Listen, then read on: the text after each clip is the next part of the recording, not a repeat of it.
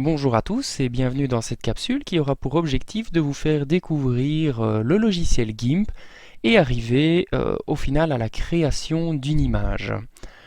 Alors voici le logiciel tel qu'il va se présenter lorsque vous aurez terminé son installation. Vous voyez que nous avons ici une fenêtre qu'on appellera la fenêtre de travail sur laquelle va s'afficher l'image que vous allez traiter.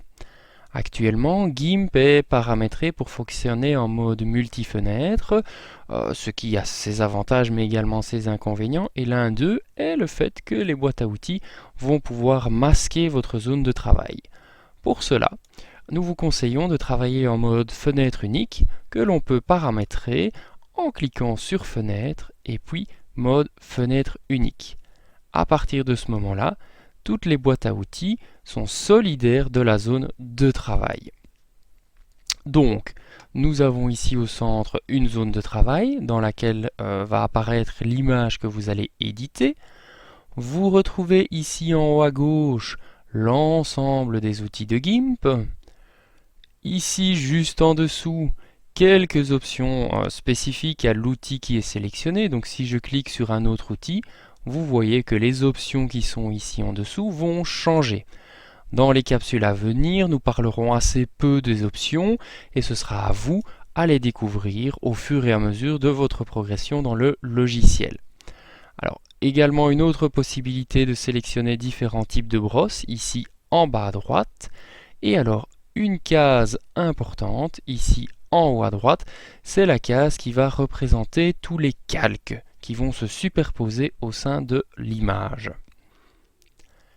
Avant d'aller plus loin dans l'utilisation de GIMP, ce qui va immédiatement vous marquer, c'est le fait que le nombre d'outils disponibles est très important et peut donc nuire à un apprentissage facile de son utilisation.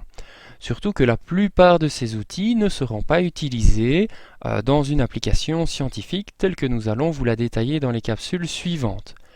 Une première étape sera donc d'éventuellement paramétrer ces outils de manière à n'afficher que les outils réellement indispensables.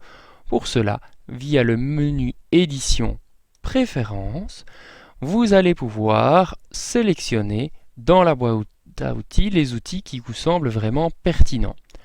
Alors dans le cadre de ces capsules, il y a des outils que nous allons clairement pouvoir supprimer, tels que les ciseaux intelligents, l'extraction du premier plan, les chemins,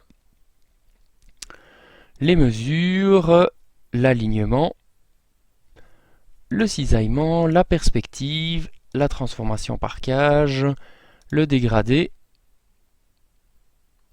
la calligraphie, le correcteur, clonage en perspective, le flou, le barbouillage et éclaircir, assombrir. En validant, je me retrouve effectivement avec une boîte à outils qui sera considérablement simplifiée. Voici maintenant la visualisation de GIMP sous Mac, simplement pour vous montrer que la personnalisation de la boîte à outils passera par un autre chemin, à savoir que vous devez cliquer sur GIMP, et puis Préférences, et là vous retrouvez la même boîte de dialogue dans laquelle vous allez pouvoir sélectionner les outils adéquats.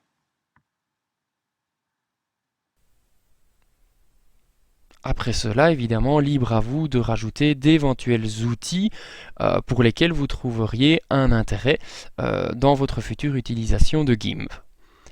Alors maintenant, nous allons évidemment créer une image. Pour cela, il y a plusieurs possibilités. Soit vous allez créer de toutes pièces une nouvelle image en cliquant sur Nouvelle image. À ce moment-là, une boîte de dialogue vous invite à créer une image d'une certaine taille, largeur et hauteur exprimées ici en pixels, mais vous pouvez tout à fait travailler sur une autre unité. Et si je valide, j'ai l'apparition de cette image immédiatement dans ma zone de travail. Donc l'autre possibilité, c'est de créer une image en cliquant ici sur Créer, et puis soit je vais l'extraire depuis un scanner, si vous avez un scanner de branché à votre ordinateur, soit depuis le presse-papier. Et donc pour cela, je dois aller chercher une image, je vais la copier, et puis je repasse sur GIMP, et je vais créer depuis le presse-papier. Immédiatement, le logo apparaît et je vais pouvoir l'éditer. Vous voyez par ailleurs que GIMP propose une gestion d'onglets qui va permettre de basculer d'une image à l'autre très facilement.